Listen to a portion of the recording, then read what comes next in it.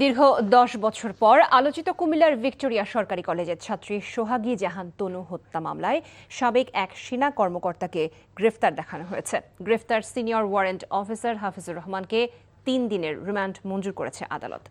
বিকেলে কুমিল্লার senior judicial magistrate Mominul Haque এই আদেশ দেন। এ সময় আদালতে উপস্থিত ছিলেন তনুর বাবা, মা ও ছোট ভাই। এর আগে হাফিজুরকে ঢাকার কেরানীগঞ্জের বাসভবন থেকে গ্রেফতার করে পিবিআই।